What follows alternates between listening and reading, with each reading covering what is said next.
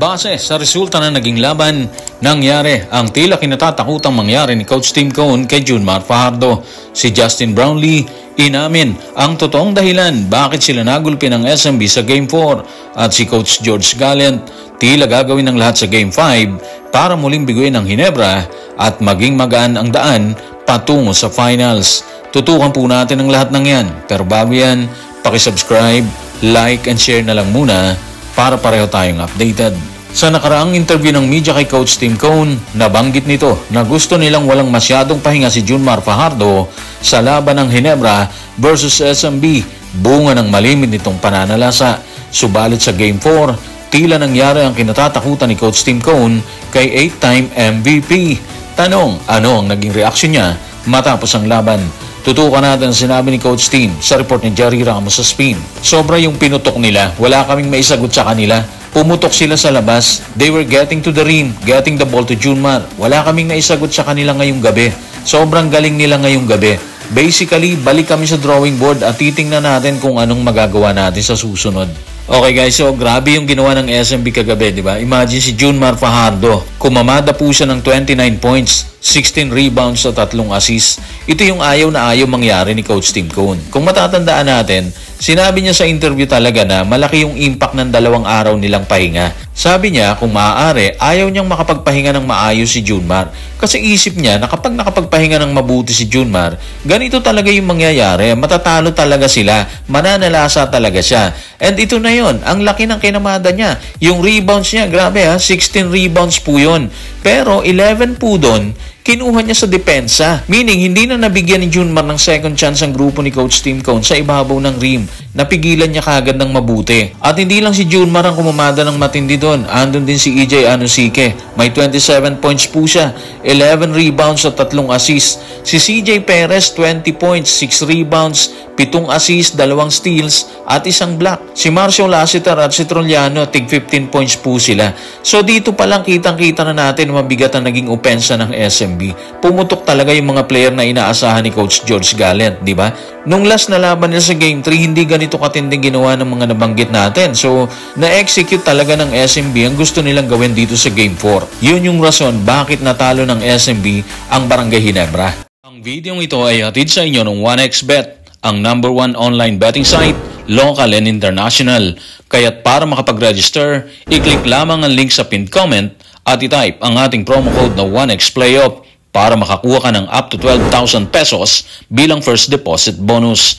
Legit, safe at madaling gamitin para sa lahat ng mahilig pumusta sa lahat ng sports, lalo na sa NBA, PBA at FIBA. Kaya ano pang hinihintay nyo? Maglaro na, pero pakatandaan, tumaya lamang ng naaayon sa inyong kakayahan. Bukod kay Coach Tim Cone, nagbigay din ng pahayag si Justin Brownlee na kumamada ng napakalaking 49 points, 9 rebounds, 5 assists, 2 steals at 1 block. Sa kanyang pahayag ay idinitalye niya ang naging pagkukulang ng Ginebra dahilan para pulbusin sila ng San Miguel. Narito ang kanyang pahayag. Tutukan natin si Justin sa report ni Arian Carlos Acamos ng Spin. Noong tiningnan ko yung stat sheet, syempre nakascore ako ng 49 na puntos. Naging offensive ako doon.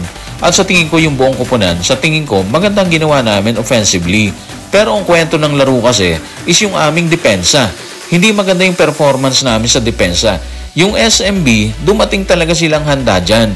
Pakiramdam ko, handa naman ang 2 kupunan na maglaro. Pero pakiramdam ko talaga, hindi katanggap-tanggap yung aming depensa. So ayun na nga, yung opensa nila, particular si Justin, walang duda na ikasa niya yon, nagawa niya yon. Pero kung pag-uusapan mo talaga yung depensa nila, nag-collapse talaga sila dito. Hindi nila napigilan yung Magic 4 ng SMB. Si Junmar, si CJ, si EJ Anosike at si Marcio Lassiter.